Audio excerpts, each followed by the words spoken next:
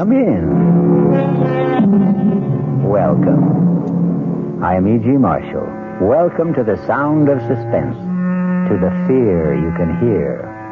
For the next 52 minutes, I'll be your companion on a journey to a place in the past.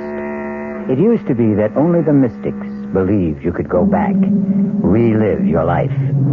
But didn't so eminent a scientist as Albert Einstein say that the past, the present, and the future are all intermingled somehow? Then why should we question a gentleman named Spencer Chadwick, who is asking a very vital question? Inspector, do you believe a person can do it again? Do what again? Go back. Where? To that point in his life where it went wrong. It turned sour. And correct it. No. No, I don't believe it's possible. Well, I'm doing it, Inspector. I'm doing it. I'm changing it. I've gone back. Inspector, I've gone back.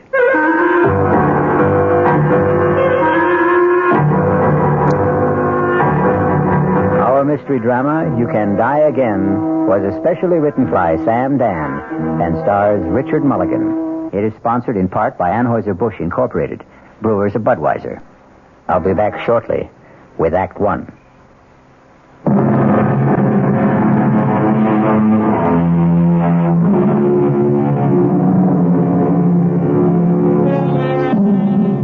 This evening, we're concerned with bright young men. That is, those who began as bright young men, like Spencer Chadwick. Bright young Spencer Chadwick married his boss's daughter, but that was 23 years ago. And today, young Spencer has arrived at comfortable middle age. This morning, he will pick up his phone and dial the private number of a highly placed friend.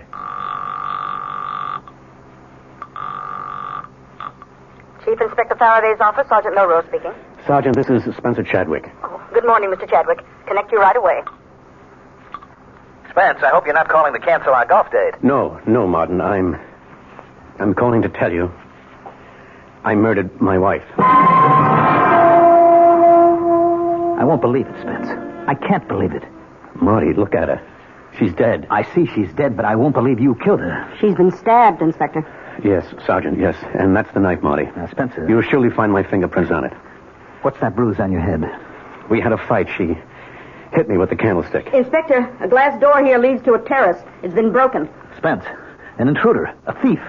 Did he slug you and kill Margaret? No, I killed Margaret. But that broken door... She tried to get away. I dragged her back into the room. Whose place is this? Mine. I didn't know you had an apartment downtown.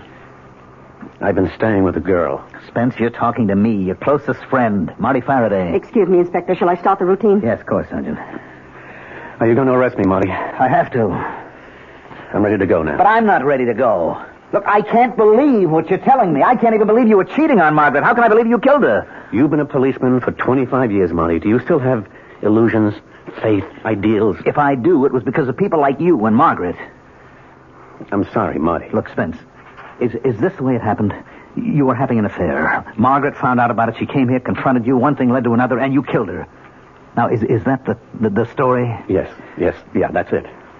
Well, where's the girl? I suppose she's dead, too. You suppose? Yes, we can say she's dead. Well, how did she die? I killed her. What? When?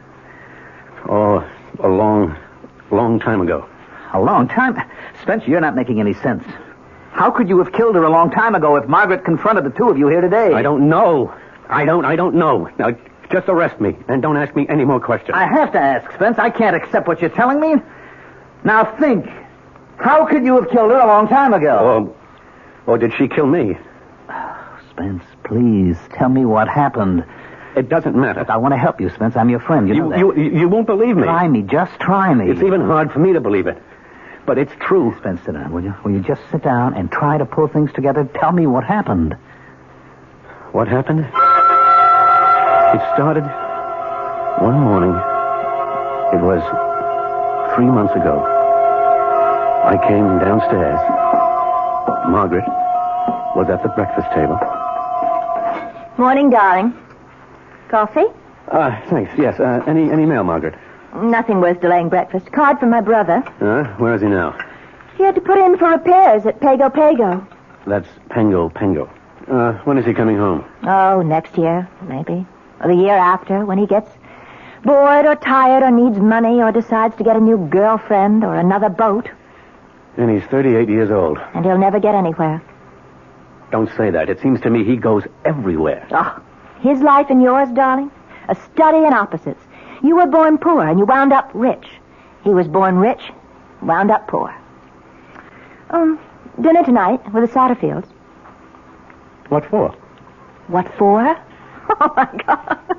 I practiced for almost 5 minutes before you came down, tossing off what I just said in an offhand, casual way. Dinner with the Satterfields. This is the coup of the century. A dinner party at the home of Senator Satterfield. Ask me how I did it. Why do we want to have dinner with Senator Satterfield? Spence, you asked me to arrange for the invitation. I disagree completely with the man's principles. Oh, we understand all that, but you're the one who decided to give politics a whirl. When did I decide to do that? Well, they say the sign of a really solid marriage is if the wife can accept jokes at breakfast. Shall I remind you of that Chinese or Indian saying that you've been spouting lately?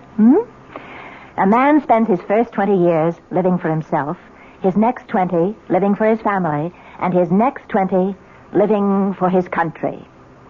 It was you who decided. Dinner's at 7:30, black tie. So be home early, Spence? You're not listening. Darling. Why are you looking at me like that? Is there something wrong? Who are you? What did you say? I said, who are you? Tell me. Spencer. What are you doing here? Now, look, darling, if this is a... Oh, no. What am I doing here? If this is a joke, it's not in the best of taste. I'm afraid I don't know where I am. Or who you are. Do you know who you are? Yes, I think I know who I am. I'm Spencer Chadwick. All right, now listen. Sit quietly for just a minute. I'm going to call Dr. Berger. Please, I don't want to put you to any trouble. Don't get up, Spencer. Please, don't get... Where are you going? Home. This is your home, Spencer. Please, don't be alarmed, please. I hope I haven't frightened you. I'll leave this minute.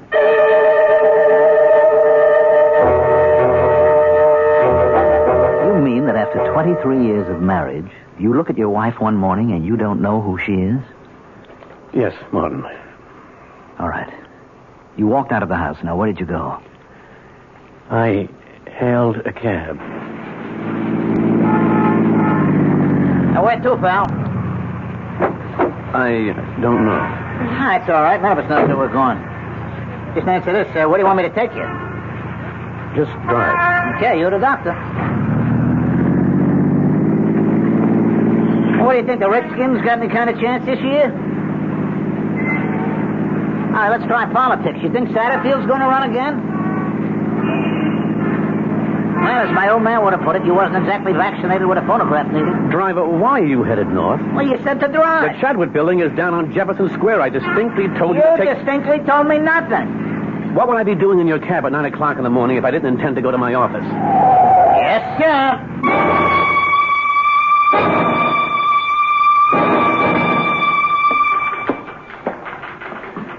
Good morning, Ruth. Oh, good morning, Mr. Chadwick. There's a Dr. Berger sitting in your office. Dr. Berger. Yes, Dr. Berger. Come in here, Spence. I don't have all day.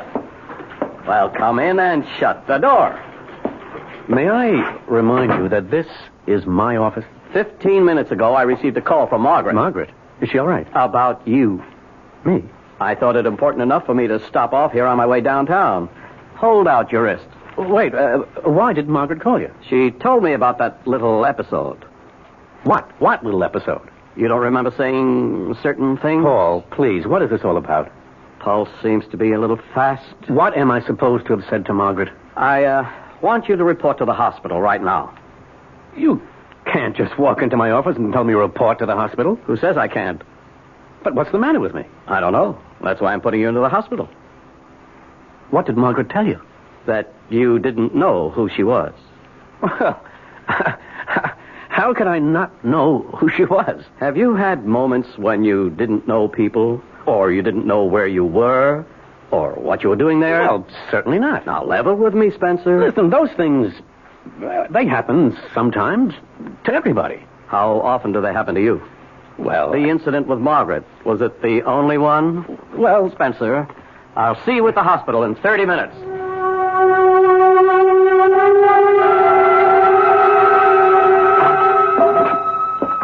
Well, you did it. You're here, Spence. of course I'm here. I won't keep you an hour longer than necessary. Probably get you out by the end of the day. Paul, you do what's necessary. That's a good attitude. Most of you high-powered business types are so self-important. you Don't start to lecture me. I'm here. I agree I need some help. Now what's holding us up? I am. I'm talking to you when I should be arranging for tests.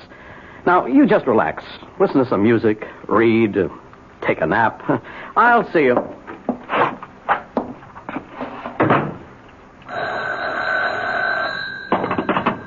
Hello? Spencer? Peggy? Is everything all right, Spence? Peggy, where are you? I'm at the apartment. Where else would I be? Tell me, are you all right? Oh, yes. Oh, yes. I'm certainly all right now. Oh, Peggy, I almost lost you. How could you lose me? It could happen. How? Dr. Berger, he could make it happen. But not now, not anymore. Do you know why? Why, Spence? You called me just in time. You warned me just in time. And I'm getting out of here this minute.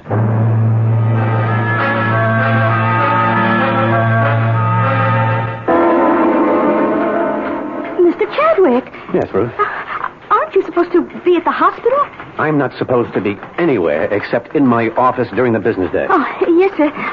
This Dr. Berger, he's been calling just about every 5 minutes. And your wife. Shall I get them for you? No, I left Dr. Berger a note saying I changed my mind about the necessity for what we were discussing. Now, tell him I have nothing to add. Oh, yes, sir. Oh, call my wife and remind her we have a dinner date with Senator Satterfield. And no calls. No calls. I don't want to talk to anyone. Yes, sir. Except a young lady. She'll call herself Peggy.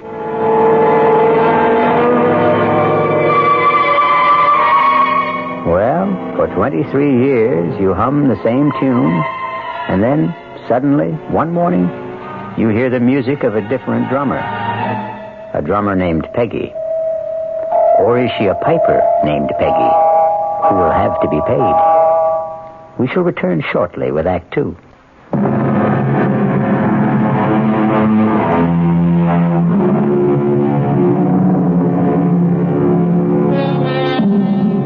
And so we have Spencer Chadwick in complete command, ready to take hold of his life and run it his own way, starting with his wife.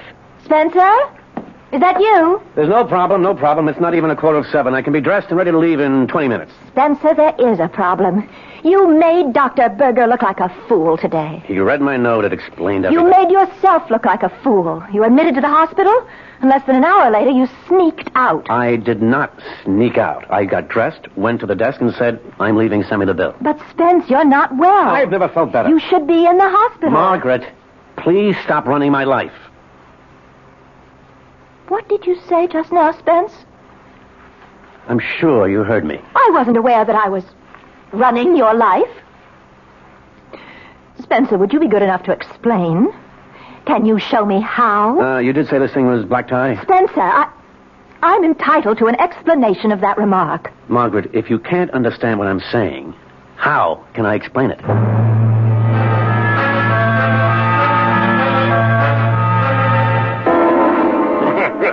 Quite a man, this husband of yours, Miss Chadwick. Some brandy? Yes, thank you, Senator. We need men like you in public life, Spence. Fellas with their heads screwed on straight. You know, I have an opportunity to recommend a man for a presidential advisory commission on... I don't think I'd be interested, Senator. I like your style, Chadwick. You play hard to get, but you do it convincingly. The public eats that up. No, Senator, it's not a pose. You see, sir, it seems to me that I've spent all my life working for other people. Serving others is the most richly rewarding profession a man can follow. That's if he happens to be a selfless person. But I never saw myself as a manufacturer of farm equipment. I wanted to study languages, the basic structures of human communication. An admirable calling. Margaret and I were going to leave for Tibet on our honeymoon, but my father-in-law became seriously ill. Somebody had to look after his affairs till he could get on his feet again. That was 23 years ago. He never did get back on his feet, and I never did get out of his office. But you transformed that little factory into the third largest enterprise. I know, Senator, I know. I did it for my wife, my in-laws, my employees, the stockholders. But now, finally, at length and at last, I'm going into business for myself. What sort of business?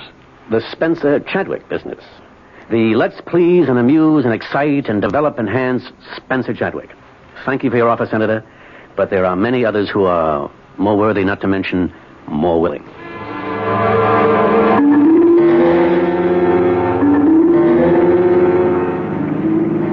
Spencer, when did you decide you were no longer interested in public service? Oh, it's been building for a while. We'll have to talk. Oh, about what? About what? I don't know if this is a pose or... Margaret, I'm sure I can explain. Now, let's drop in somewhere for a nightcap. No, let's get home. Now, do you remember what you said to me this morning? No. You insist you don't recall our little scene at breakfast? No, I'm very sorry. You looked at me this morning, and you said, "Who are you?" You said it with sincerity and conviction. You meant it. Look, I may have been... You may have been what? Daydreaming. No, it was not daydreaming. It was wishful thinking. Oh, Margaret, what are you saying? Spencer, you're having an affair. What? Please don't deny it. But I'm not. It fits in with what Dr. Berger told me. About what? When you say to me, "Who are you?" it means you no longer want to know me. You're trying to wish me out of your life. Oh, Margaret, I can tell you... Now listen, Spencer, don't try to insult my intelligence or yours. And then, what just happened at Senator Satterfield's? What just happened? Well, suddenly you're no longer interested in public service. Why?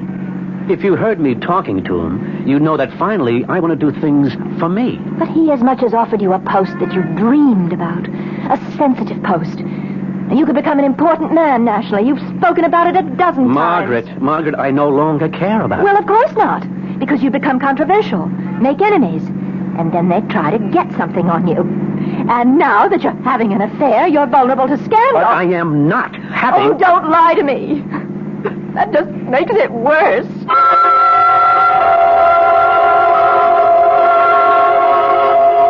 But you were lying to us, Spence. We know you were lying. We know about Peggy. Inspector. Yes, Sergeant. If you'll come into the bedroom, Inspector, I didn't want to move anything. All right. Now, sir, here are these pictures. Are these Peggy? Are they, Spence? Yes. Well, sir, if you look at the hairstyle, that went out 25 years ago. I'm no expert, but these don't look like pictures that were taken recently. Now, the clothes in the closet, skirts, blouses, dresses, are these Peggy's? Are they, Spence? Yes. The styles are about 25 years old. Now, here's a label in a skirt. It's a Lydia Carter. She was a designer who was fashionable 30 years ago. Well, Spence, tell us. I can't. Why can't you? I don't think I know how. Never mind how it sounds. Just tell it. Martin, did you ever think you could somehow get a second chance? To do what? To live your life over. To answer your question, no. Did you ever think you could go back to a point in time when you made a decision which changed everything for you? Where you crossed your own particular Rubicon, and if you could go back, start again, and do the thing you really wanted to do? To answer your question again, no. That's because you never regretted the course of your life. And you did? Are you trying to tell me that you did? Every day for 23 years. All right, Spence. I won't press you. No, Marty, don't put that sympathetic tone in your voice as if you think I'm some kind of nut. Look, you could plead insanity. Once again, Marty, I'm not crazy. Temporary insanity. Not for 1 minute. I asked you a question. Can you go back? Can you live your life over again? And I gave you my answer. No. But you can. You can do it. I did go back. Not for long. But I did go back. All right. All right, Spence, you did go back. And if I hadn't lost my head, if only I hadn't killed Margaret, I could have stayed. I could have started over.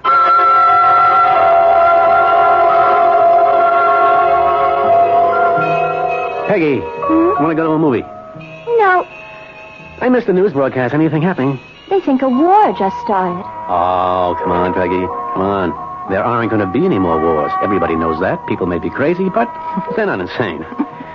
Where? I think the man said Korea. Someplace like that. Maybe I didn't hear it right.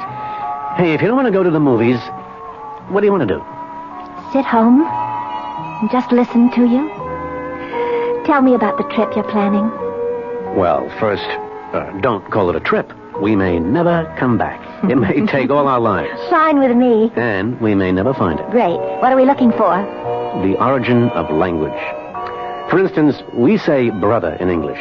German, Dutch, Scandinavian, so on, say a form of bruder. Same basic word. Latin, Greek, frater. The BR becomes FR. Russian, obrat.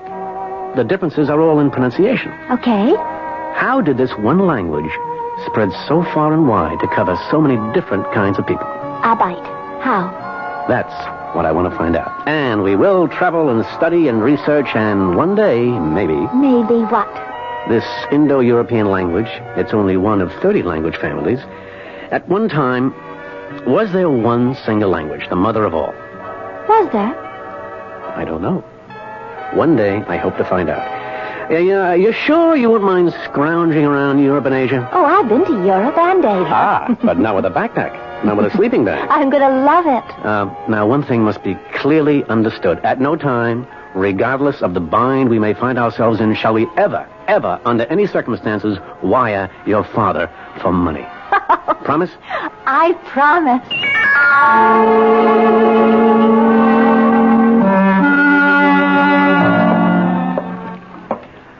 Hello, Margaret. Where have you been, Spencer? Oh, excuse me. I hope that doesn't sound shrewish. Well, no, it doesn't. Or as if I'm trying to run your life. Please, Margaret, cut it out. The reason I ask is because I had prepared dinner. I know. Didn't you get my message? Yes, I did. I got it at 8. Meanwhile, at 7, the Millers, the Brownsteins, and the Gladwells arrived. No, the Gladwells were here at 6:30. But why? You had asked me to invite them to dinner. And these are your friends, Spencer. I'm sorry, Margaret. I'm sorry. Yes. Well, if they were people I like, I would have been humiliated. This way, I was merely embarrassed. Well, I got through the evening. Somehow. Spencer, tell me. Who is she? Margaret, believe me, there is no... I start with the premise that it's my fault. Somewhere I must have failed you. I've gone wrong. But I don't know where, and I don't know how. Tell me, Spence. Tell me. Margaret, please, Margaret. Please, Margaret, what? Oh, Spencer, I've been happy. You've been happy. Our marriage, it's been the envy of so many of our friends. Oh, darling, has it been a lie? Have we been living a lie all these years? Do you want the answer? I demand an answer. The answer is yes, it's been a lie. Who is she, Spence? Who is she?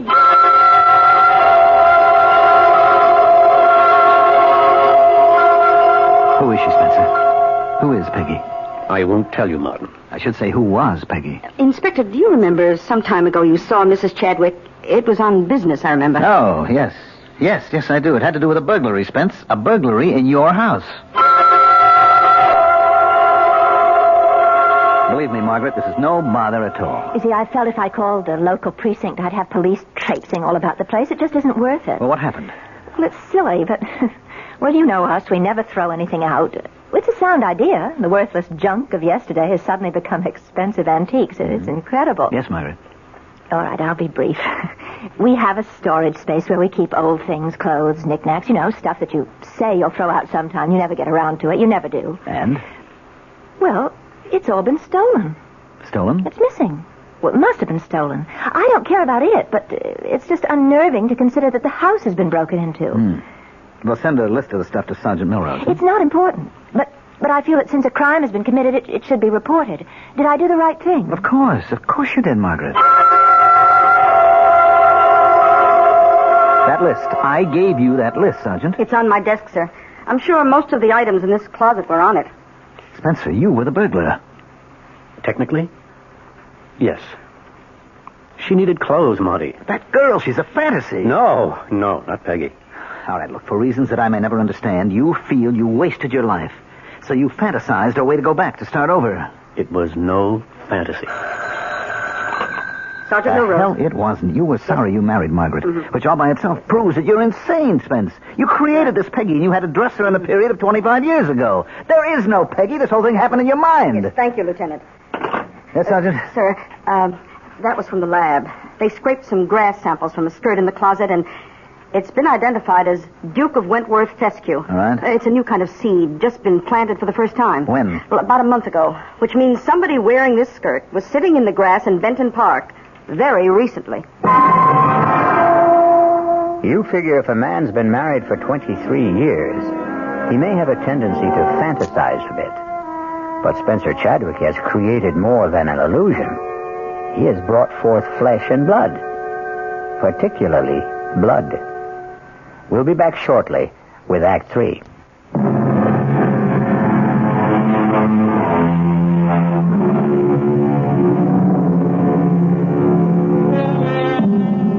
It was all right while Peggy was only an illusion. She was Spencer Chadwick's private affair. But a living Peggy, or even a dead Peggy, is a serious matter for Police Chief Inspector Faraday. Spence, make it easy for all of us. Tell me, who is Peggy? Or who was Peggy? We can find out, Spence. We can check with the neighbors, the janitor, circulate your picture in the neighborhood, ask people if they've seen you around with a girl. You'll never find her. Don't say that. It's virtually impossible for a person to disappear without a trace. I still say you'll never find her. Damn it, Spence, I can't get used to it. You and Margaret, and then you and this Peggy. How could you live with both of them? Didn't things get rough at home? Yes. Well, what brought on the showdown? Well, after a while, we couldn't go anywhere without Margaret seeing her. Come on, Rockabye! Spencer, What?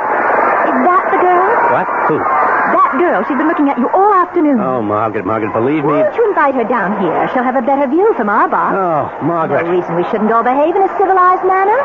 Introduce us. Margaret, I never saw that girl before in my life.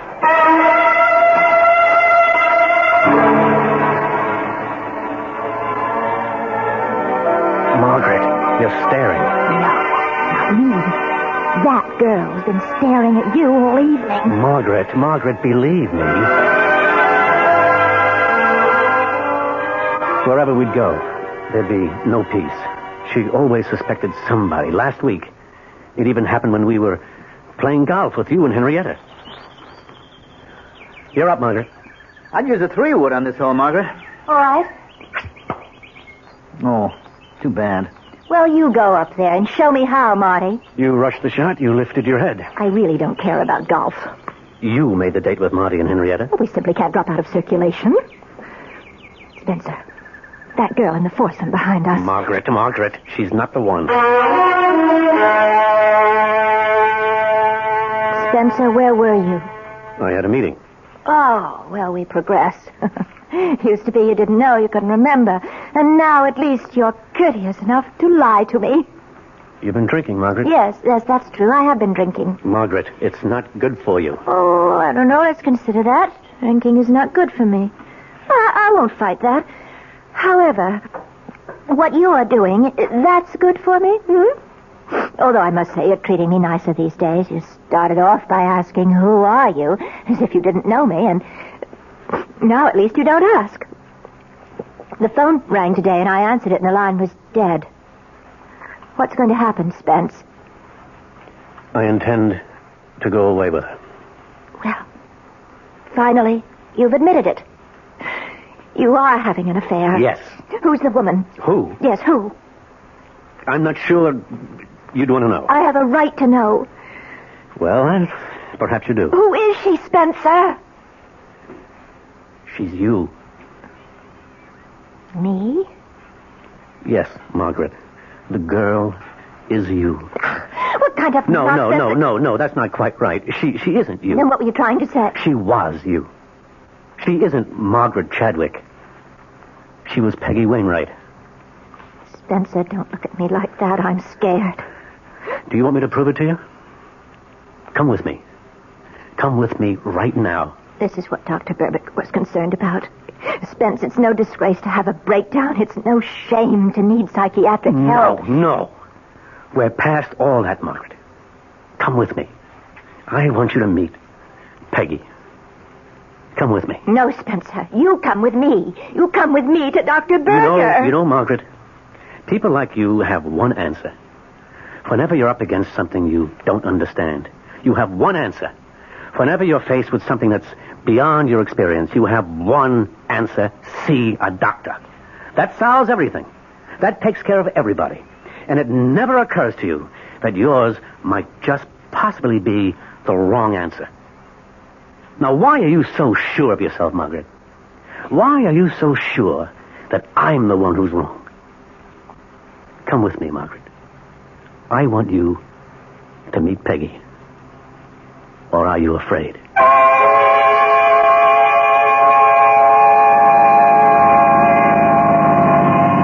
Does it look familiar, Margaret? Spence. This is 32 Benton Boulevard. It's our first address. I remember. Do you remember the apartment number? 3A. Oh, don't tell me it's still there. See for yourself.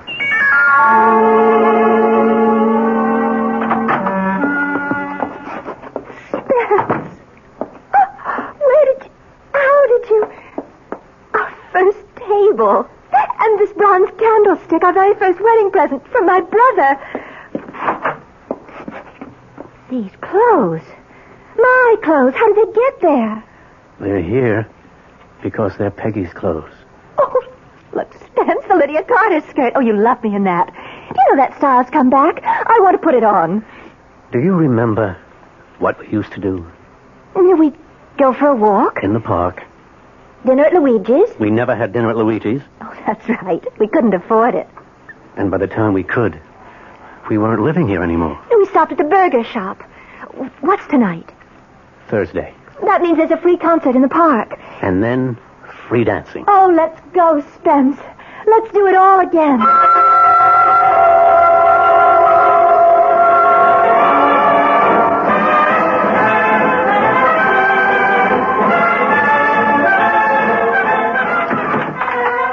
I never realized how much fun we had in those days. They were great days, Peggy. Peggy. I always liked Peggy better. Somewhere along the line, you stopped calling me Peggy. When exactly did you stop calling me Peggy? When you became Margaret. I always wondered about that. How did I become Margaret? Why? Take a look around. See, Peggy? All the bags, the trunk. We're packed for the trip. The trip? The trip to Tibet. Oh, yes. We were all set to go. Yes. You remember? Yes. As a matter of fact, you were a little bit sick from the shots, remember? Remember? Yes. And then the telephone rang. The phone? Yes, the phone rang. It was... It was my mother. Yes, it was your mother. I remember. Answer the phone. Go ahead, answer it. You answered it that night. Hello? Yes. Yes, Mother? Oh, no. Yeah, all right. All right, we'll go there. Right away. What is it, Peggy? My dad. He's had a stroke. How bad? Well, they don't know yet. Oh, Spence, I don't think we can... I can't leave Mother alone right now. No, we won't. Oh, Spence. I knew you'd understand. That's when you became Margaret. That's when you were no longer my wife, but your father's daughter. Take off the skirt. Leave it here. Go home. It belongs to Peggy. Spence, what's the matter with you? I'm Peggy. That night was the start of it. The start of what? The start of a campaign to mold me into the kind of man you had in mind. The man who would enjoy the kind of existence you always had and always wanted. Safe, comfortable, secure. All you were asked to do was to help my father, who was deathly ill. Who else could have done it? My brother? It was supposed to just be a temporary arrangement. But it suited you, Spence. It suited you. I started making the kind of money your folks never dreamed of. I built an empire. I never wanted it. You wanted it. You wanted it so badly you stopped being Peggy. You went somewhere else. You became lost. But not me. I'm not lost. I found my way back. And when I got there, I found Peggy again.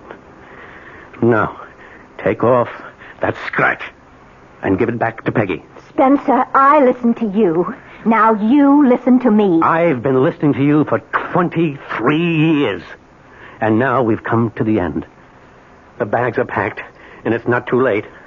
We're leaving for Tibet. Peggy and me. Peggy? Peggy? Yes, Spencer, darling. Spence, get this straight.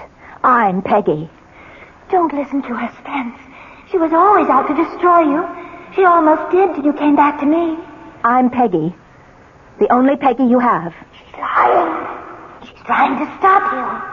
We are going to Tibet. Fat chance. You'll take that appointment from Satterfield. That refusal was just a ploy. You know it. He knows it. Shut up, Margaret. Shut her up, Spencer. Shut her up. I didn't destroy you. You destroyed me. You have to kill her, Spence. Go ahead. Live with this fantasy of yours, this Peggy who rewrites history. She's all yours. I want my skirt. Take off that skirt. It's mine. It's all I want from you for 23 years of marriage. Don't let her out of here. She'll tell everybody about us. They'll put you away, Spence. Get away from that door. No. Spence, keep away from me. You won't get out that way. Spence, I warn you. I'll hit you with this. Now, you asked for it. You asked for it. Use a knife, Spence. Use a knife.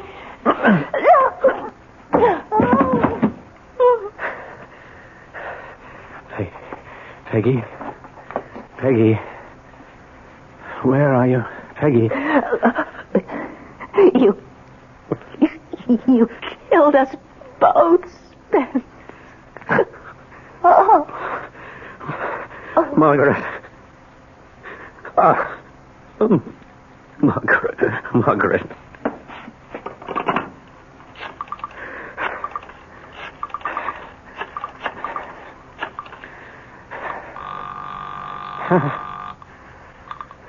Chief Inspector Faraday's office, Milrose speaking. Sergeant, this is Spencer Chadwick. I just murdered my wife.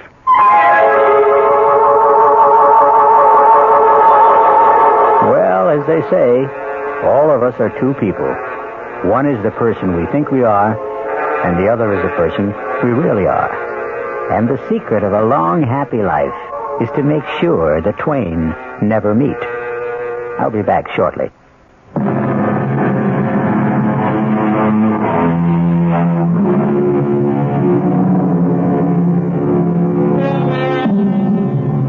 Well, the jury's still out. Oh, not on Spencer Chadwick. With him, it was open and shut.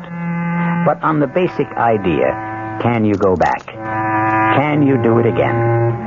Well, to end on a non-controversial note, here is something everybody can do again. Tune in again for more suspense and excitement. Our cast included Richard Mulligan, Mandel Kramer, Marion Seldes, Bryna Rayburn, and Gil Mack. The entire production was under the direction of Hyman Brown. Now, a preview of our next tale. You know what I'm going to do, Laurie?